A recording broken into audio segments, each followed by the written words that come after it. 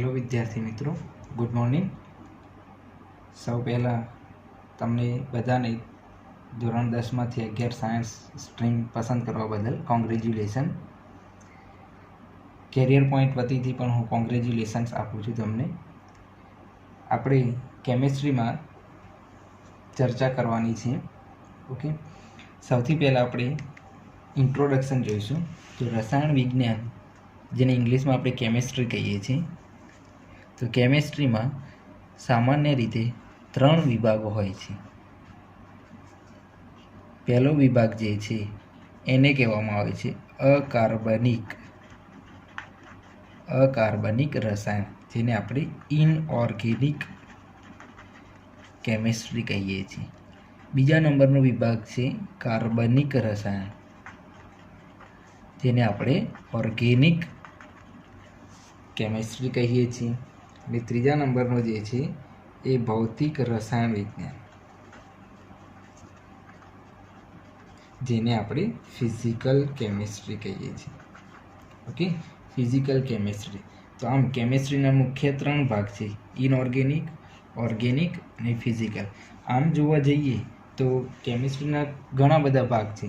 આમાં environmental chemistry આવે છે, એનાલિટિકલ કેમિસ્ટ્રી આવે છે, આમ કરીને ઘણા બધા ભાગ આવે છે, પણ મુખ્ય 3 ભાગ છે। એમાં અકાર્બનિક રસાયણમાં આપણે ચર્ચા કરવાની છે આવર્ત કોષ્ટક વિશે।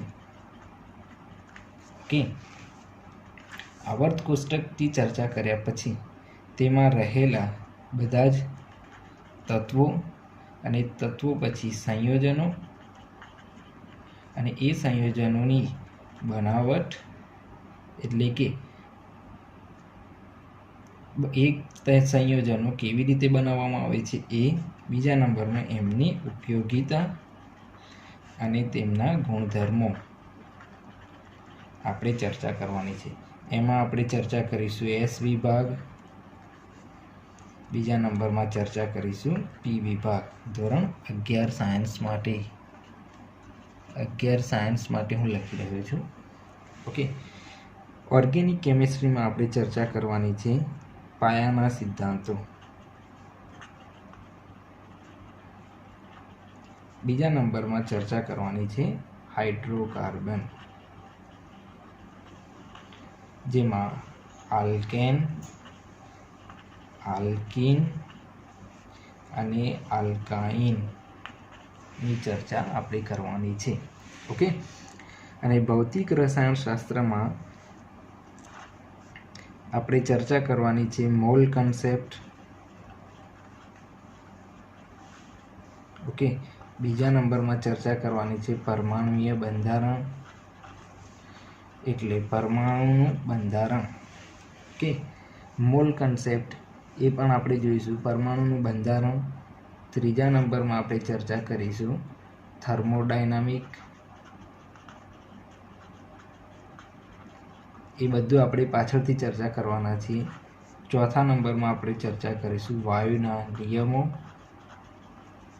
પાંચમા નંબરમાં આપણે ચર્ચા કરવાના છીએ સંતુલન,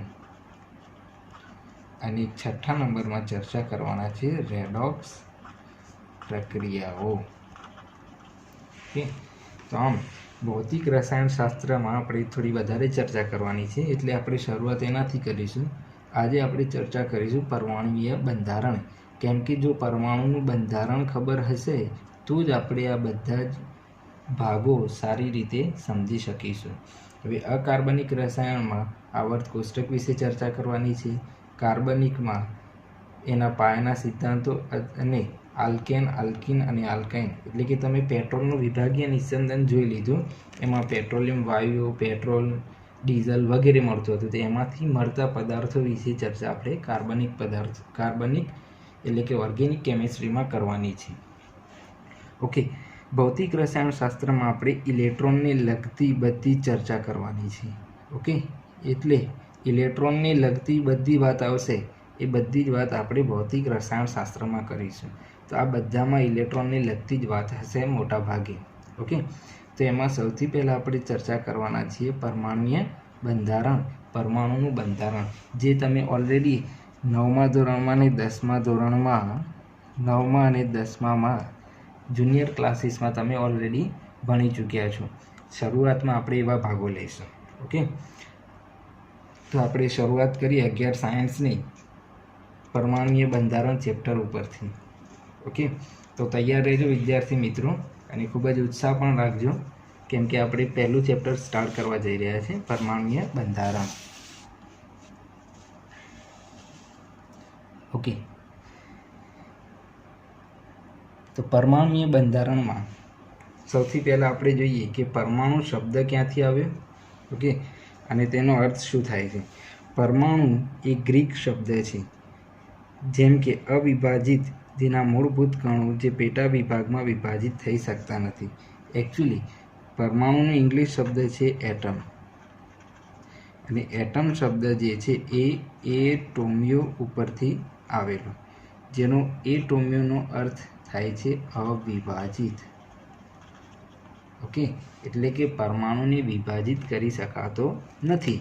શરૂઆતમાં એવું કહેવાતું હતું, પરંતુ અત્યારે આપણે જાણીએ છીએ કે પરમાણુ જે છે એ ઇલેક્ટ્રોન, પ્રોટોન અને ન્યુટ્રોનમાં વિભાજિત થઈ શકે છે. ઓકે, જ્હોન ડાલ્ટન નામના વૈજ્ઞાનિકે 1803થી 1808 સુધીમાં પરમાણુ વિશે અભ્યાસ કર્યો હતો, અને કહ્યું હતું કે દરેક દ્રવ્યો નાના કણોથી બનેલા હોય છે, જેને પરમાણુ કહેવામાં આવે છે. એટલે કે કોઈ પણ દ્રવ્ય જે છે એ દ્રવ્ય નાનામાં નાનો કણ કે જેને પરમાણુ કહે છે એમાંથી બનેલું હોય છે. દાખલા તરીકે તમારા હાથમાં કોઈ પેન છે, તો પેનનો નાનામાં નાનો કણ, જેને આપણે નરી આંખે ન જોઈ શકીએ, એ નાનામાં નાનો કણ એને પરમાણુ કહેવાય.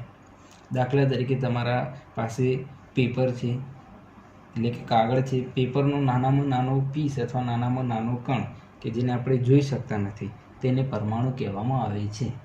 એટલે કે કોઈ પણ વસ્તુનો નાનામાં નાનો કણ, જેને આપણે પરમાણુ કહીએ છીએ, એવું આપણને ડાલ્ટન નામના વૈજ્ઞાનિકે કહ્યું. ડાલ્ટનના પરમાણુ સિદ્ધાંત આપણે જોઈએ તો ડાલ્ટને પરમાણુ સિદ્ધાંત આપેલો. આ સિદ્ધાંત એ દ્રવ્યમાન સંરક્ષણ અને અચળ પરમાણુનો નિયમ પર આધારિત અને અચલ પરમાણુનો નિયમ પર આધારિત છે, જે તમે ઓલરેડી 9મા ધોરણમાં જોઈ ચૂક્યા છો. ઓકે, આ સિદ્ધાંતની મુખ્ય લાક્ષણિકતાઓ શું છે એ આપણે જોઈએ. તો પ્રથમ લાક્ષણિકતા છે દરેક તત્વો અત્યંત નાના કણોથી બનેલા હોય છે, જેને પરમાણુ કહે છે, જે આપણે ઓલરેડી જોઈ લીધું. ઓકે, બીજા નંબરમાં છે કોઈપણ એક તત્વમાં રહેલા બધા જ પરમાણુ સમાન હોય છે, પરંતુ બીજા તત્વના પરમાણુ અલગ હોય છે. એટલે ધારો કે તમે નાઇટ્રોજન વાયુ લીધો છે, અને બીજા નંબરમાં લઈ લીધો છે તમે ઓક્સિજન વાયુ, અને ત્રીજા નંબરમાં તમે લીધી છે સોડિયમ ધાતુ, સોડિયમ મેટલ. તો નાઇટ્રોજન એક તત્વ થઈ ગયું, ઓક્સિજન એક તત્વ થઈ ગયું, અને સોડિયમ એક તત્વ થઈ ગયું. તો નાઇટ્રોજનમાં રહેલા પરમાણુઓ એ બીજા તત્વના એટલે કે ઓક્સિજનથી અલગ હોય છે. ઓકે, પરંતુ નાઇટ્રોજન સાથે સમાન હોય છે. એટલે કોઈ પણ એક તત્વમાં રહેલા બધા જ પરમાણુ સમાન હોય છે. એટલે નાઇટ્રોજન તત્વમાં રહેલા નાઇટ્રોજનના બધા જ પરમાણુ સમાન હોય છે, પરંતુ બીજા તત્વના પરમાણુથી અલગ હોય છે. એટલે કે બીજા તત્વના પરમાણુથી અલગ છે. એટલે કે નાઇટ્રોજનનો પરમાણુ ઓક્સિજન અને સોડિયમના પરમાણુથી અલગ છે. ઓકે, ત્રીજા નંબરમાં છે પરમાણુ એ દરેક તત્વનો મૂળભૂત કણ છે. તે ચોક્કસ દ્રવ્યમાન ધરાવે છે, પરંતુ તેનો કોઈ ચોક્કસ આકાર નથી. એટલે કે પરમાણુ જે છે એ મૂળભૂત કણ છે, જેનું ચોક્કસ દળ હોય છે, દ્રવ્યમાન એટલે દળ હોય છે, પરંતુ આકાર હોતો નથી, ચોક્કસ આકાર હોતો નથી. પરમાણુ સ્થાયી હોય છે, એટલે કે તેનો સર્જક કે વિનાશ થતો નથી. આવું ડાલ્ટને કહેલું, પણ અત્યારે શક્ય છે. તત્વના પરમાણુઓ રાસાયણિક પ્રક્રિયામાં ભાગ લે છે અને તેને અણુમાં રૂપાંતર કરે છે. દાખલા તરીકે આપણે H પરમાણુ લીધો, ઓક્સિજન પરમાણુ લીધો, તો 2 H પરમાણુ લઈએ અને 1 ઓક્સિજન પરમાણુ લઈએ, તો એમાંથી બની જશે H2, એટલે કે પાણી બની જશે. આમ પરમાણુઓ ભેગા થઈને અણુ બનાવે છે. ઓકે, જે સરખા પણ હોઈ શકે અને જુદા પણ હોઈ શકે. હવે આમાંથી આપણે થોડું બેઝિક જોઈએ કે શરૂઆતમાં થોમ્સન નામના વૈજ્ઞાનિકે ઋણ વીજભાર ધરાવતા કણોને નેગેટ્રોન એટલે કે નેગેટિવ ઇલેક્ટ્રોનને ભેગા કરીએ તો નેગેટ્રોન કહેવામાં આવે છે. કયા? જેને સ્ટોન નામના વૈજ્ઞાનિકે ઇલેક્ટ્રોન નામ આપ્યું. કેથોડ કિરણ પ્રયોગમાં હવે કેથોડ કિરણ પ્રયોગ શું છે? તો કેથોડ કિરણ પ્રયોગ આપણે જોઈ લઈએ.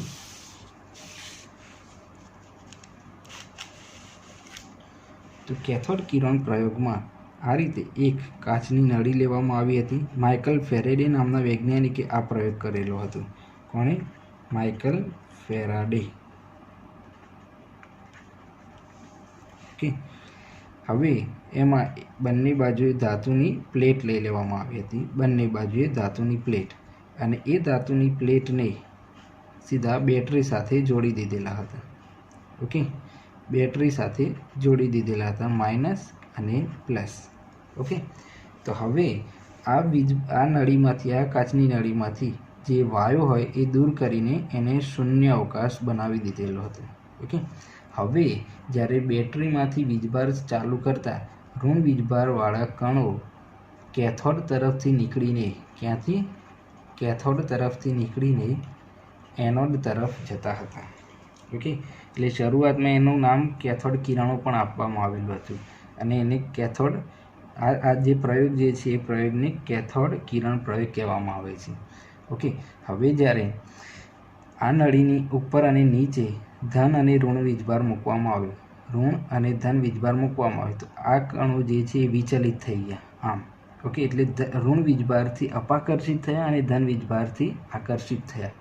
એટલે આ કણો જે છે કેથોડ કણો, જે કેથોડ કણો જે છે એ કેવા છે?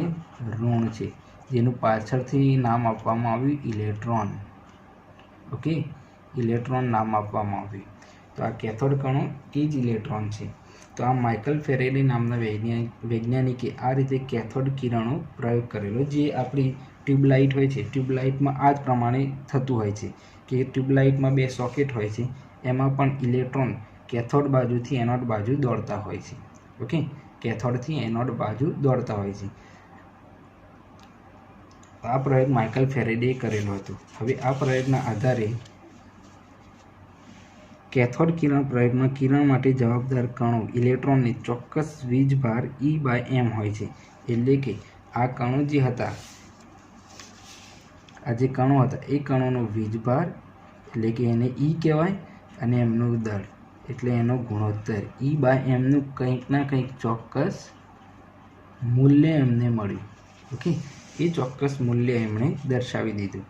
જે વાયુની પ્રકૃતિ એટલે કે એમાં વાયુ કયો છે એ અને વિદ્યુત ધ્રુવથી સ્વતંત્ર હોય છે. એટલે કે આપણે વિદ્યુત ધ્રુવ તરીકે કઈ ધાતુના પ્લેટો લીધેલ છે એનાથી સ્વતંત્ર હોય છે, એના ઉપર આધારિત હોતું નથી. ઓકે, ઇલેક્ટ્રોનનું દળ પ્રોટોનના દળથી 1/1837 ગણું હોય છે. એટલે આપણે આના ઉપરથી જાણી શકીએ કે પ્રોટોનનું દળ કેટલું ઘણું વધારે હશે ઇલેક્ટ્રોનના દળ કરતાં. ભ્રમણ કરતા ઇલેક્ટ્રોનનું દળ બરાબર બાકી રહેલા ઇલેક્ટ્રોનનું દળ ભાગ્યા 1 - v/c², જ્યાં v એ ઇલેક્ટ્રોનનો વેગ છે અને c એ પ્રકાશનો વેગ છે. આ બધું જે છે એ પ્રાયોગિક માહિતી છે, એટલે થોડી મગજમાં રાખવાની છે, પણ આને ક્યાંય એપ્લાય કરવાની નથી. ઓકે, એટલે યાદ રાખી લેવાનું છે. ઓકે, એના પછી આપણે આગળ જોઈએ કે પ્રોટોનનું દળ. પ્રોટોનનું દળ નક્કી કરવું હોય તો પ્રોટોન પણ આ પ્રમાણે નક્કી કરવામાં આવેલો હતો. તો એ જે રીતે કેથોડ તરફથી કણો નીકળીને એનોડ તરફ જાય છે, એ જ પ્રમાણે બીજા પ્રયોગમાં એનોડ તરફથી કેથોડ તરફ જાય છે, જેને પ્રોટોન કણો નામ આપવામાં આવે. શું નામ આપવામાં આવ્યું? પ્રોટોન. આના કરતાં વિરુદ્ધ. તો પ્રોટોન માટે પણ E/mનું મૂલ્ય નક્કી કરવામાં આવ્યું.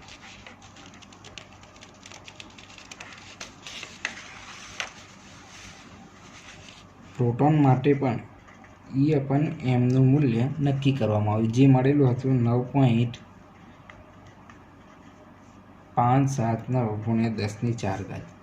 જ્યારે પ્રોટોનનું દળ જે છે એ દળ મળેલું હતું 1.602 × 10⁻−19.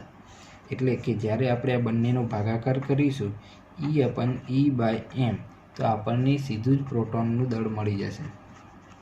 પ્રોટોનનું દળ મળશે. એ પ્રોટોનનું દળ આપણને મળી જશે 1.672 × 10⁻²4 ગ્રામ. ઓકે, તો આ પ્રમાણે પ્રોટોનનું દળ આપણને ગ્રામમાં આટલું મળે છે. જ્યારે પ્રોટોનનું દળ આપણે એટોમિક માસ એકમમાં લેવું હોય તો એને લેવામાં આવે છે, એમાં એક રૂપાંતરણ છે કે 1 AMU. AMU એટલે એટોમિક માસ યુનિટ, એટલે કે પરમાણુનું દળ જે છે એ આ એકમમાં માપવામાં આવે છે, કેમ કે ખૂબ જ ઓછું દળ હોય એટલા માટે. તો 1 AMU બરાબર 1.66 × 10⁻²4 ગ્રામ છે.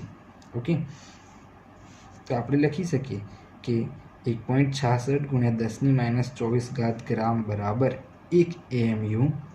તો 1.672 × 10⁻²4 ગ્રામ બરાબર કેટલા AMU? તો સીધો ભાગાકાર કરી દઉં છું. 1.672 × 10⁻² ભાગ્યા 1.66 × 10⁻²4, એટલે કે આપણને જવાબ મળે 1.0072 AMU. તો પ્રોટોનનું દળ 1 લઈ શકાય. ઓકે, તો કોઈ પણ આપણને પૂછે કે પ્રોટોનનું દળ કેટલું હોય, તો 1 જેટલું હોય. ઓકે, 1 AMU જેટલું હોય છે. તો ચાલો હવે આપણે આગળ વધીએ કે જ્યારે ઇલેક્ટ્રોન, પ્રોટોન અને ન્યુટ્રોન, એમાં ઇલેક્ટ્રોનની શોધ આપણને ખબર છે કે જે થોમ્સન નામના વૈજ્ઞાનિકે કરી. જે થોમ્સન. પ્રોટોનની શોધ જે છે એ ગોલ્ડસ્ટેઇન નામના વૈજ્ઞાનિકે કરી, અને ન્યુટ્રોનની શોધ જે છે એ ચેડવિક નામના વૈજ્ઞાનિકે કરી. ઓકે, તો આમ ઇલેક્ટ્રોન, પ્રોટોન અને ન્યુટ્રોનની શોધ પ્રયોગોને આધારે થયા પછી હવે આપણને પ્રશ્ન થાય કે પરમાણુમાં પ્રોટોન, ન્યુટ્રોન અને ઇલેક્ટ્રોન ક્યાં રહેલા હોય છે. ઓકે, તો આપણે 9મા ધોરણમાં બધે જોઈ ચૂક્યા છે કે પરમાણુના કેન્દ્રમાં પ્રોટોન અને ન્યુટ્રોન રહેલા હોય છે અને ઇલેક્ટ્રોન એની આજુબાજુ ફરતા હોય છે. ઓકે, પરંતુ એ તો એનું ફાઇનલ મોડેલ છે. એના પહેલાં ઘણા બધા વૈજ્ઞાનિકોએ પરમાણુનું બંધારણ, એટલે કે એનું મોડેલ સમજાવવાની ઘણી બધી કોશિશ કરી. એમાં સૌથી પહેલાં 1904માં જે થોમ્સન નામના વૈજ્ઞાનિકે પરમાણુનો નમૂનો દર્શાવ્યો. આકૃતિમાં તમે જોઈ શકો છો કે જે થોમ્સન નામના વૈજ્ઞાનિકે સૌપ્રથમ પરમાણુ કેવી રીતે દર્શાવ્યો હતો. તો એક ગોળાકાર લઈ લીધો. એ ગોળાકારમાં આ ઋણ વીજભાર ધરાવતા ઇલેક્ટ્રોન લઈ લીધા, જે તમે જોઈ શકો છો, અને એનો જે બાકીનો ભાગ જે છે, ઓકે, એ બાકીના ભાગને ધન વીજભારિત પ્રોટોન ગણી લીધા. ઓકે, ધન વીજભારિત પ્રોટોન ગણી લીધા. એટલે કે આને તરબૂચનું મોડેલ પણ કહેવામાં આવે છે, વોટરમેલન. તરબૂચમાં જે કાળા બીજ હોય છે એ ઇલેક્ટ્રોન છે, જ્યારે બાકીનો લાલ ભાગ હોય છે એ પ્રોટોન છે. આવું કોણે કહેલું? થોમ્સન નામના વૈજ્ઞાનિકે. તો સૌ પ્રથમ થોમ્સને પરમાણુના વિસ્તૃત મોડેલનું વર્ણન કર્યું. થોમ્સને દર્શાવ્યું કે પરમાણુના ધન વીજભાર એક જ સ્તરમાં આવેલા હોય છે, જેમાં ઇલેક્ટ્રોન વધારે ને ઓછા પ્રમાણમાં એક સરખી રીતે રહેલા હોય છે. એટલે કે સમગ્ર ગોળાકારમાં ધન વીજભારિત પ્રોટોન હોય છે અને એની ઉપર ઇલેક્ટ્રોન તરતા હોય છે. આ પરમાણુ મોડેલને પ્લમ પુડિંગ મોડેલ અથવા રેઝિન પુડિંગ મોડેલ અથવા વોટરમેલન એટલે કે તરબૂચ મોડેલ તરીકે ઓળખવામાં આવે છે. હવે આ જે છે એ સાચું તો નહોતું જ. એના ગેરફાયદા શું છે આપણે જોઈ લઈએ. તો આ મોડેલનો મુખ્ય ગેરફાયદો એ પરમાણુનું દ્રવ્યમાન એ પરમાણુ પર એક સરખી રીતે ફેલાવો કરે છે. એટલે કે પ્રયોગો બતાવે છે કે કોઈપણ પરમાણુનું જે દળ જે છે એ દળ એના કેન્દ્રમાં હોય છે. ઓકે, પરંતુ થોમ્સનનું મોડેલ શું બતાવે છે કે એનું દળ સમગ્ર પરમાણુમાં વહેંચાયેલું હોય છે. આ સ્થાયી મોડેલ છે અને તે ઇલેક્ટ્રોનનું હલનચલન દર્શાવતું નથી. એટલે કે આધુનિક શોધો આપણને બતાવે છે કે પરમાણુમાં ઇલેક્ટ્રોન દોડતા હોય છે, ફરતા હોય છે ગોળ ગોળ, જ્યારે આમાં ઇલેક્ટ્રોન ફરતા નથી, એક બાજુ સ્થાયી છે. તે પરમાણુની સ્થિરતા સમજાવી શકતો નથી. એટલે કે કોઈ એક બાજુ ઇલેક્ટ્રોન આવી ગયા અને કોઈ એક બાજુ પ્રોટોન આવી ગયા તો પરમાણુમાં અસમાનતા થઈ જશે, એટલે કે પરમાણુની સ્થિરતા સમજાવી શકતો નથી. ઓકે, તો થોમ્સનનો પરમાણુ નમૂનો 1904માં જે એમણે સમજાવ્યો હતો એ નકામો રહ્યો. ઓકે, તો હવે આપણે આગળ જોઈએ કે રુથરફોર્ડનો પરમાણુ નમૂનો.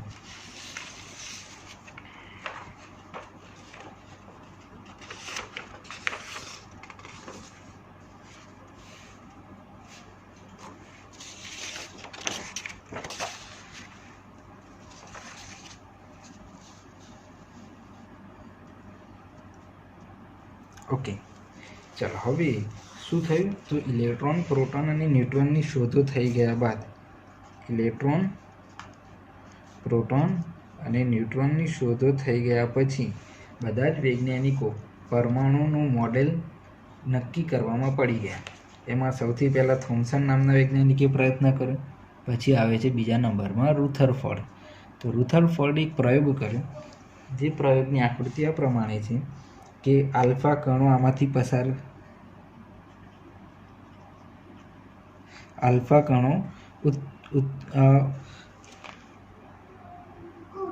કણો જે છે એનો સ્ત્રોત અહીંયા લઈ લીધો. આલ્ફા કણો એટલે હિલિયમ કણો પણ કહી શકાય, 2He4. તો એ આલ્ફા કણોનો સ્ત્રોત લીધા પછી એને એક સ્લીટમાંથી પસાર કર્યા અને સોનાની ધાતુ જે છે એ સોનાની ધાતુનું પાતળું વરખ લઈ લીધું. એ પાતળા વરખ ઉપર આ આલ્ફા કણોનો મારો ચલાવ્યો. તો રુથરફોર્ડ નામના વૈજ્ઞાનિકે શું જોયું કે જ્યારે આલ્ફા કણો આ સોનાની વરખ ઉપર પાડવામાં આવે છે ત્યારે મોટાભાગના આલ્ફા કણો સીધા જ એમાંથી પસાર થઈ જાય છે, જ્યારે કેટલાક આલ્ફા કણો જે છે એ અમુક ખૂણાએ વિચલિત થાય છે. જ્યારે અહીંયા આ વરખની આજુબાજુ જે છે એ સ્ક્રીન મૂકવામાં આવેલી છે, પડદો છે, જેને ZnSનો પડદો કહેવામાં આવે છે, ઝિંક સલ્ફાઇડનો પડદો. ઓકે, હવે ઝિંક સલ્ફાઇડના પડદા ઉપર જ્યારે આલ્ફા કણો અથડાય છે તો એના ઉપર ડોટ્સ મળે છે આપણને. આ રીતે એક ઝબકારો થશે એટલે આપણને ખબર પડશે કે આલ્ફા કણો ક્યાંથી પસાર થયા અને ક્યાં વિચલિત થયા. ઓકે, તો રુથરફોર્ડે આ પ્રમાણે પ્રયોગ કર્યો, જેને આપણે આ રીતે પણ જોઈ શકીએ કે અહીંયા ઘણા બધા સોનાના પરમાણુઓ છે. જ્યારે આલ્ફા કણો અથડાય છે તો વિચલિત થાય છે, અને જો મોટાભાગના આલ્ફા કણો અથડાયા વગર એટલે કે વિચલિત થયા વગર જ પસાર થઈ જાય છે. ઓકે, અને બહુ જ ઓછા આલ્ફા કણો અથડાઈને સીધા પાછા આવે છે, એવા ખૂબ જ ઓછા હોય છે. તો રુથરફોર્ડે જોયું કે મોટાભાગના આલ્ફા કણો એટલે કે 99.9% જેટલા કણો કોઈપણ વિચલન વગર સીધા જ પસાર થઈ જાય છે. તેમાંથી થોડા ઘણા નાના કોણથી વિચલિત પામે છે, એટલે કે થોડા જ કણો એંગલ બનાવીને, ખૂણો બનાવીને વિચલિત થાય છે, અને થોડા ઘણા એટલે કે 20,000માંથી માત્ર એક જ વરખમાંથી પસાર થતા નથી, એટલે કે જે દિશામાં ગયા હતા એ જ દિશામાં પાછા આવી જાય છે, 180નું વિચલન પામે છે, એટલે કે જેવા એની સાથે અથડાયા એવા ને એવા પાછા આવે. ઓકે, ફરીથી 3 ઓબ્ઝર્વેશન હતા રુથરફોર્ડ પ્રયોગના. મોટાભાગના આલ્ફા કણો પસાર થઈ જાય છે, ખૂબ ઓછા નાના કોણથી વિચલિત થાય છે, અને 20,000માંથી એક બાઉન્સ બેક થાય છે, એટલે કે પાછો ને પાછો જ આવે છે. મોટાભાગના આલ્ફા કણો સીધા જ વિચલન કર્યા વગર આગળ જાય છે. આમ પરમાણુમાં ઘણી મોટી જગ્યા ખાલી હોય છે. એટલે કે હવે આ પ્રયોગ આપણને બતાવે છે કે જો પરમાણુ આ રીતે હોય તો એમાં આ બહારનો ભાગ જે છે એ ઋણ વીજભારિત છે, જ્યારે અંદરનો ભાગ છે એ ધન વીજભારિત છે. એટલે પરમાણુ ખાલી હોવાને કારણે મોટાભાગના આલ્ફા કણો એમાંથી પસાર થઈ જાય છે. ઓકે, જ્યારે કોઈ આલ્ફા કણ અહીંયા અથડાય તો જ એ પાછો ફરે. એટલે આના ઉપરથી આપણને ખબર પડી ગઈ કે પરમાણુમાં મોટા ભાગની જગ્યા ખાલી હોય છે. આમ થોડા આલ્ફા કણો એ સાધારણ કોણ દ્વારા તેમના મુખ્ય માર્ગમાંથી વિચલન પામે છે. એટલે કે જો પરમાણુમાં ધન વીજભાર હશે તો ખૂબ જ નાનો હશે. એટલે જ તો કોઈ પરમાણુ એને અથડાઈને નાના કોણથી વિચલિત થાય છે, જેથી પરમાણુનો ધનભાર સંકેન્દ્રિત થયેલો હોય છે અને પરમાણુમાં ધનભાર ઘણા નાના હોવાથી જગ્યા ઉદ્ભવે છે. જ્યારે આલ્ફા કણો કેન્દ્રની નજીક આવે છે ત્યારે અપાકર્ષણ બળ લાગુ પડે છે, જેને કારણે તેઓના માર્ગમાંથી વિચલિત થાય છે. વાયુદળ ધરાવતો ધન વીજભાર જે પરમાણુમાં નાના કદમાં હોય છે તેને કેન્દ્ર કહે છે. એટલે કે જે આ ધન વીજભારિત જે છે એને શું કહેવામાં આવે છે? કેન્દ્ર કહે છે. ઓકે. જ્યારે કેટલાક કણો પ્રબળ રીતે વિચલન પામે છે, એટલે કે તેના માર્ગમાં પાછા ફરે છે, જે દર્શાવે છે કે ન્યુક્લિયસ ખૂબ જ નાનું હોય છે અને રિજિડ હોય છે, દ્રઢ હોય છે, અને અતિભારે ધન વીજભારિત દ્રવ્ય સાથે સીધી રીતે અથડાવાને કારણે આલ્ફા કણો પુનઃકરણ એટલે કે પાછા આવે છે. એટલે કે એક્ઝેક્ટલી જો વચ્ચે જ અથડાશે તો એ પાછા આવી જશે. ઓકે. તો આના ઉપરથી આપણને 3 વસ્તુ ખબર પડી કે પરમાણુમાં મોટા ભાગની જગ્યા ખાલી હોય છે. બીજો કે પરમાણુનું દ્રવ્યમાન એના કેન્દ્રમાં સ્થાયી થયેલું હોય છે અને પરમાણુનું કેન્દ્ર એ ખૂબ જ નાનું હોય છે. ઓકે. તો રુથરફોર્ડ મોડેલની આપણે ઉપયોગિતા જોઈએ. જ્યાં બધા પ્રોટોન અને ન્યુટ્રોનની હાજરી હોય ત્યાં પરમાણુના ન્યુક્લિયસનો ભાર ધન વીજભારિત લાગુ પડે છે. તેને ન્યુક્લિયન્સ કહેવામાં આવે છે. એટલે કે પ્રોટોન અને ન્યુટ્રોન ભેગા હોય એને શું કહેવામાં આવે છે? ન્યુક્લિઓન્સ. ભેગા હોય ત્યારે જેમાં પ્રોટોન અને ન્યુટ્રોન આવેલા હોય છે. પરમાણુનું દ્રવ્ય ન્યુક્લિયસમાં હોય છે. જુદા જુદા પરમાણુ માટે જુદી જુદી ન્યુક્લિયસોમાં ધન વીજભારની માત્રા જુદી જુદી હોય છે. બીજા નંબરમાં ન્યુક્લિયસનું કદ ઘણું નાનું હોય છે. આ મહત્વનું છે. ન્યુક્લિયસનું કદ ઘણું નાનું હોય છે. પરમાણુનું કુલ કદ ફક્ત ઓછા ભાગમાં આવેલ હોય. ન્યુક્લિયસનો વ્યાસ પહોળાઈ 10⁻12 થી 10⁻13 સેન્ટીમીટર જેટલી હોય છે, જ્યારે પરમાણુનો વ્યાસ જે છે 10⁻8 સેન્ટીમીટર જેટલો હોય છે. એટલે કે આપણે પરમાણુનો વ્યાસ લઈ લઈએ ભાગ્યા ન્યુક્લિયસનો વ્યાસ, ન્યુક્લિયસનું કદ. તો પરમાણુનો વ્યાસ કેટલો કીધો? 10⁻8 જેટલો, જ્યારે પરમાણુનું કદ કેટલું કીધું? 10⁻12 અથવા 13 જેટલું. તો આપણને મળે છે 10⁵. એટલે કે પરમાણુનું કેન્દ્ર જે છે એ કેન્દ્ર અથવા ન્યુક્લિયસનું કદ, ન્યુક્લિયસ અથવા કેન્દ્ર, એ ન્યુક્લિયસ અથવા કેન્દ્ર પરમાણુ કરતાં 10⁵ જેટલું નાનું છે. ઓકે. તો અહીંયા આપણે નક્કી કરી શકીએ છીએ કે જેથી પરમાણુનો વ્યાસ ન્યુક્લિયસના વ્યાસ કરતાં 10⁵ ગણો નાનો હોય છે. ઓકે વિદ્યાર્થી મિત્રો. તો ફરીથી ન્યુક્લિયસમાં શું રહેલું હોય છે? તો ન્યુક્લિયસમાં એટલે કે કેન્દ્રમાં પ્રોટોન અને ન્યુટ્રોન રહેલા હોય છે, જેને આપણે ન્યુક્લિઓન્સ કહીએ છીએ, ભેગા હોય ત્યારે. અને કે એ ન્યુક્લિયન્સની ફરતે એટલે આજુબાજુ શું રહેલું હોય છે? ઇલેક્ટ્રોન. એટલે આપણે એવું કહી શકીએ કે કેન્દ્રમાં પ્રોટોન અને ન્યુટ્રોન છે અને ઇલેક્ટ્રોન એની આજુબાજુ ફરતા હોય છે. અહીંયા પ્રોટોન અને ન્યુટ્રોન હોય છે. ઓકે. તો રુથરફોર્ડના મોડેલ દ્વારા આપણને આટલી માહિતી મળી. હવે આપણે આગળ જઈએ.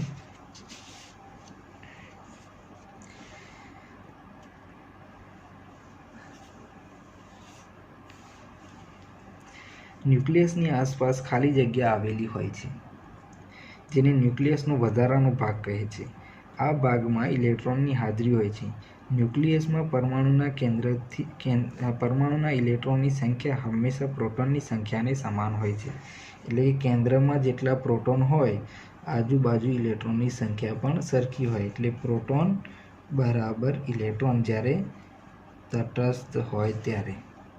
ઓકે, ન્યુક્લિયસમાં પરમાણુના ઇલેક્ટ્રોનની સંખ્યા પ્રોટોનની સમાન હોય છે. આ પરમાણુના ન્યુક્લિયસનો ભાગ એ પરમાણુના દ્રવ્યમાન માટે જવાબદાર હોય છે અને વધારાનો ન્યુક્લિયસનો ભાગ એ કદને જવાબદાર હોય છે. પરમાણુનું કદ એ ન્યુક્લિયસનો ભાગ તેના કદ કરતાં 10⁻15 ગણો મોટો હોય છે. ઇલેક્ટ્રોન એ વધુ ઝડપથી ન્યુક્લિયસની આસપાસ કક્ષાની નજીક ભ્રમણ કરે છે. ઇલેક્ટ્રોન અને ન્યુક્લિયસની વચ્ચેના આકર્ષણ બળ દ્વારા કેન્દ્ર ત્યાગી બળ સાથે ઇલેક્ટ્રોન ભ્રમણમાં સંતુલન રહે છે.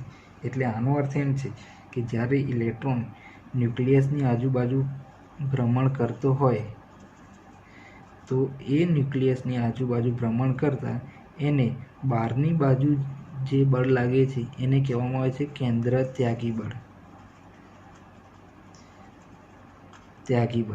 તો આ કેન્દ્ર ત્યાગી બળ અને ઇલેક્ટ્રોનને ન્યુક્લિયસ અંદર ખેંચે એ બંને બળ વચ્ચે સંતુલન રહેલું હોય છે.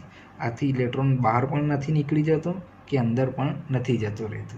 જેવી રીતે કેન્દ્ર ત્યાગી બળ એટલે જો આપણે કોઈ કારમાં બેસેલા હોઈએ અને કાર વળાંકમાં વળે, ટર્ન લે, ત્યારે આપણે જોઈએ છીએ કે વિરુદ્ધ દિશામાં બળ લાગે છે. તેને કહેવામાં આવે છે કેન્દ્ર ત્યાગી બળ. તો ઇલેક્ટ્રોન આમ ગોળ ગોળ ફરતો હોય તો એને બહારની દિશામાં જે બળ લાગે એને કહેવાય કેન્દ્ર ત્યાગી બળ. અને અંદરની બાજુ તો બળ લાગે જ છે, આકર્ષણ બળ, કેમ કે અહીંયા પ્લસ હોય છે અને આ માઇનસ હોય છે. તો પ્લસ માઇનસને ખેંચશે એટલે આ બંને બળ વચ્ચે સંતુલન રહેલું હોય છે. આ મોડેલ સોલર પ્રણાલીની સાથે સરખામણી ધરાવે છે. એટલે કે આપણું સૂર્યમંડળ જે છે એ સૂર્યને આપણે ન્યુક્લિયસ લઈ લઈએ અને બીજા ગ્રહો જે છે એને આપણે ઇલેક્ટ્રોન લઈ લઈએ. તો ન્યુક્લિયસ સૂર્ય તરીકે વર્તે છે અને ભ્રમણ કરતા ઇલેક્ટ્રોન ગ્રહ તરીકે વર્તે છે. અને હવે આપણે છેલ્લે જોઈ લઈએ કે રુથરફોર્ડ નમૂનાના ગેરફાયદા. હવે મેક્સવેલ નામના વૈજ્ઞાનિક એવું કહેલું હતું કે જ્યારે કોઈ પણ વીજભારિત કણ ગતિમાં હોય, ઓકે, તો એ ઉર્જા ઉત્પન્ન કરે છે. એની ઉર્જા ઘટે છે. ઉર્જા શું થાય છે? ઘટે છે. તો આ સિદ્ધાંત એ પરમાણુની સ્થિરતા સમજાવી શકે નહીં. મેક્સવેલના વિકિરણ સ્વરૂપે સતત ઉર્જા ગુમાવે છે. આના પરિણામે દરેક વાર ઇલેક્ટ્રોન ઉર્જા ગુમાવે છે. ઇલેક્ટ્રોન વીજભારિત છે એટલે ઉર્જા ગુમાવે છે અને નજીક જાય છે અને વલયાકાર માર્ગમાં કેન્દ્રની નજીક જાય છે. પરિણામ સ્વરૂપે કેન્દ્રમાં ચાલ્યો જાય છે અને પરમાણુને અસ્થિર બનાવે છે. એટલે કે મેક્સવેલ આપણને સમજાવે છે કે જ્યારે ઇલેક્ટ્રોન ગતિમાં હોય ત્યારે તેની ઉર્જા ઘટતી જાય છે. તો ઇલેક્ટ્રોનની ઉર્જા ઘટતી જાય અને ઘટીને ઇલેક્ટ્રોન પોતે ન્યુક્લિયસમાં જતો રહે. આ વસ્તુ જે છે, આ જે વાત આપણે કરી એ વાત રુથરફોર્ડનો પ્રયોગ સમજાવી શકતો નથી. તેથી તેને રુથરફોર્ડનો ડ્રોબેક અથવા ગેરફાયદો કહેવામાં આવે છે. જો ઇલેક્ટ્રોન પોતાની ઉર્જા સતત રીતે ગુમાવતો હોય તો અવલોકિત વર્ણપટ સતત હોવું જોઈએ. આ અવલોકિત વર્ણપટ સતત હોવું જોઈએ એની ચર્ચા આપણે પાછળથી કરીશું. ઓકે, તો આ બીજા નંબરની જે મર્યાદા જે છે એ તમને વિદ્યાર્થી મિત્રો પાછળથી ખબર પડશે. એ આપણે પાછળથી ચર્ચા કરીશું. ઓકે, તો વિદ્યાર્થી મિત્રો આપણે આજે અહીંયા સુધી રાખીએ છીએ. જે ખૂબ જ બેઝિક હતું, જે તમે આગળના જુનિયર ક્લાસીસમાં ભણી ચૂક્યા છો.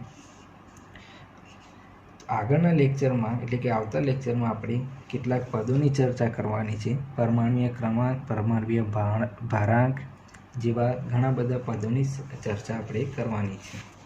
ઓકે વિદ્યાર્થી મિત્રો, તો આપણે આગળના લેક્ચરમાં મળીશું. Okay, thank you.